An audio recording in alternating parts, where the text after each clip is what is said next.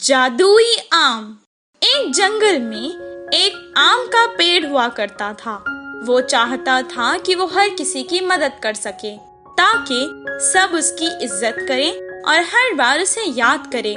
वो बहुत दिन तक तपस्या करने लगा। एक दिन उसके सामने एक देवी प्रकट हुई और कहने लगी, तुम्हारी तपस्या करने का कारण क्या है? जो मेरी इज्जत करेगा, मुझे पानी देगा, मैं उसके सारे कष्ट दूर करना चाहता हूँ। मुझे कोई वरदान दो माँ। तुम बहुत अच्छे हो। तुम बिल्कुल स्वार्थी नहीं हो। तुम दूसरों की मदद करना चाहते हो। ठीक है, लेकिन एक शर्त है। तुम्हें जो वरदान मिला है इसके बारे में किसी को भी नहीं मालूम होना चाहिए। जो भी बिना अपने स्वार्थ के तुम्हारी सेवा करेगा, तुम सिर्फ उसकी ही मदद कर सकते हो। इतना कहकर वो तुरंत वहाँ से गायब हो गई। अब वो पेड़ चाहकर भी किसी की भी मदद नहीं कर सकता था। वो बहुत उदास हो गया। तभी वहाँ एक आदमी लकड़ियाँ चुनता हुआ उसके पास आया। बहुत तेज धूप होने के कारण उसने अपनी लकड़ियों को बांधकर उस पेड़ के नीचे रख दिया और वो भी पेड़ के नीचे आराम करने लगा। उसे पेड़ की शक्तियों के बारे में पता नहीं था। शाम होने के बाद वो वापस घर चला गया। कुछ दिन बाद एक औरत आम चुनते हुए जंगल में आई। उस पेड़ के नीचे पड़े सभी आमों को वो एक टोकरी में रखकर कुछ देर आराम किया और फिर वापस चली गई। पेड़ बहुत दुखी था क्योंकि किसी ने भी उसकी सहायता नहीं की थी, पर सब अपने स्वार्थ के लिए ही उसके पास आए थे। कुछ दिन बाद एक आदमी अपनी बकरियों को लेकर जंगल में उन्हें चराने लाया। उसने पेड़ को देखा और कहा, ये पेड़ तो कितना सूख गया है। शायद किसी ने भी इसे पानी नहीं दिया। कितने दिन से प्यासा होगा। अब तो बारिशों का भी मौसम नहीं है। इतना कहकर वो पास के कुएं से पानी ले आया और उस पेड़ के पास डालने लगा। उस आदमी की निस्वार्थ सेवा को देखकर पेड़ बहुत खुश हुआ और उसने उसे एक आम दिया और कहने लगा, ये आम जादुई आम है। अगर तुम इसे खाओगे तो जो भी इच्छा तुम मांगोगे वो पूरी होगी। वो आम लेकर आदमी बहुत खुश हुआ। तुरंत अपने घर वापस चला गया और अपनी पत्नी को सब सुनाने लगा। कुछ देर बाद उसने आम खाया। घर, पैसा, जेवरात, बहुत कुछ मांगे। उसे सब कुछ मिल गया। वो बहुत खुश हुआ। वो लकड़ी चुनने वाला और फल चुनने वाली भी उसके पड़ोसी थे। वो सब उससे जलते थे पर उससे मदद भी मांगते थे। वो सबकी मदद करता था। इस कहानी से हमें ये शिक्षा मिलती है कि बिना स्वार्थ अगर हम किसी की सेवा करेंगे तो हमें फल जरूर मिलेगा। बुरे मित्रों की कहानी। एक जंगल में एक मूस बीमार हुआ। वह बहुत कमजोर होने पर अब ना कहीं जा पाती और उसे ठीक होने के लिए और थोड़ा समय चाहिए था। तब तक वह मूस घास के लिए ना चल पाते हुए थोड़ी घास ज्यादा होने वाली जगह ढूंढकर उधर ही आराम से रहने लगी। मूस की बीमार होने की खबर धीरे धीरे पूरे जंगल में पता चल गया। बीमारी से आराम कर रहे मूस की हालचाल पूछने के लिए बाकी के मूस आने लगे। उसे देखने सारे मूस आए करके बीमार मूस बहुत खुश हुई। मुझसे वे सब कितना प्यार करते हैं, बोलकर चौंक गई। हालचाल जानकर उस जगह को देख आश्चर्य हुए। कितना हरा भरा घास है यहाँ, करके तुरंत सब घास शर कर उधर से चले गए। ऐसे जाने वाले सारे मूस उस मूस की बीमारी की खबर के साथ साथ मैं मेरे मित्र के बीमार होने पर उसकी हालचाल पूछने गया। उधर बहुत ही नरम घास था। वो नहीं खाया तो क्या खाया। आहा, कितना स्वादिष्ट था। तुम भी ऐसे जाकर 2-4 बातें करके जितना चाहे उतना खा के आओ ना। बोलते हुए घास वाली बात भी दूसरे मूसों को बताई।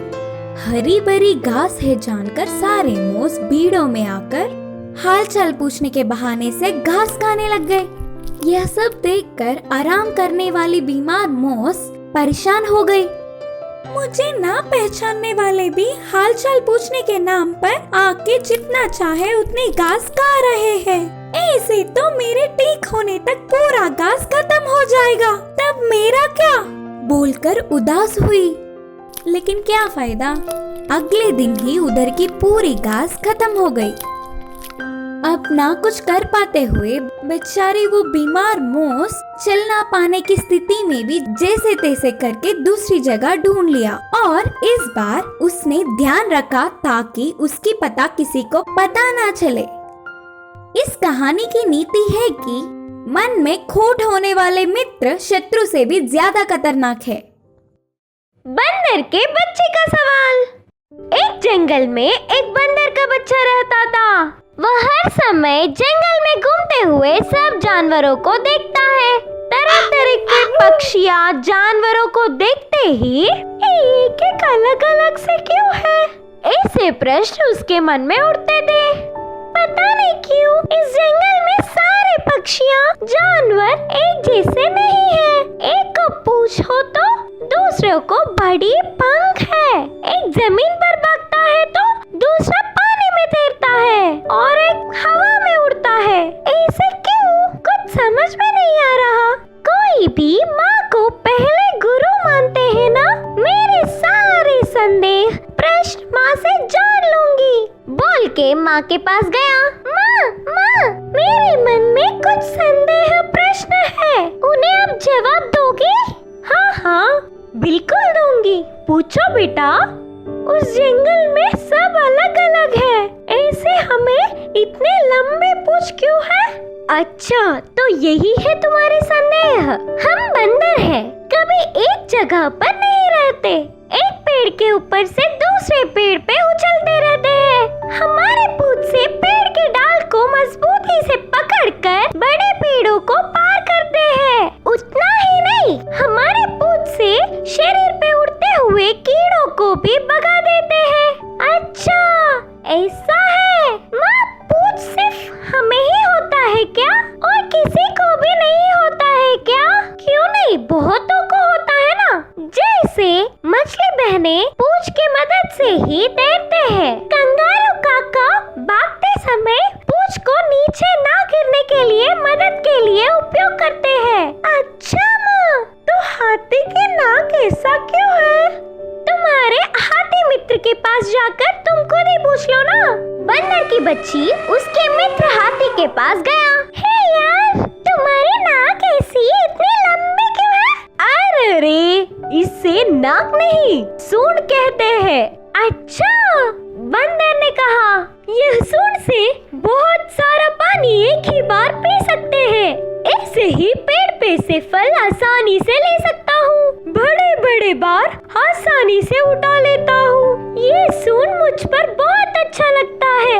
हाँ, बिल्कुल सच है। हाथी और बंदर नदी के किनारे जा रहे थे तो एक मछली पानी में उड़ती हुई दिखी। मछली दोस्त, तुम क्यों हमेशा पानी में ही रहते हो? डर नहीं लगता क्या?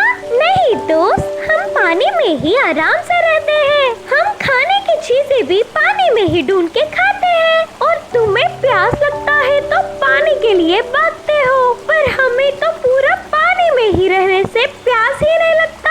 हाँ, तुम्हारे बोलने से अब मुझे प्यास लग रहा है। हाथी नदी में पानी पी रहा था। आते हैं मित्रों करके हाथी और बंदर की बच्ची मछलियों को बोल के ऐसे पेड़ के ऊपर से उछले। पेड़ की ढाल पे एक कौवा बैठ के कुछ खाते हुए बंदर की बच्ची को दिखी। कौवे दोस्त, तुम्हें बस पैर क्यों है, हाथ क्यों नहीं है? बोलकर पूछा। हमें हाथ नहीं होते, उसके स्थान पर पंख रहते हैं। उन पंखों की मदद से हम कितनी दूर चाहे उतनी दूर उड़ सकते हैं। ऐसे उड़ते हुए हम खाना खा लेते हैं। ऊपर से हम मौसम का हाल पहले ही जान लेते हैं, तब जल्दी से पंखों की मदद से किसी सुरक्षित जगह पर पहुंच जाते हैं। ओह अच्छा, बोल के उधर से बंदर की बच्ची निकलकर अपनी माँ के पास पहुंच गया।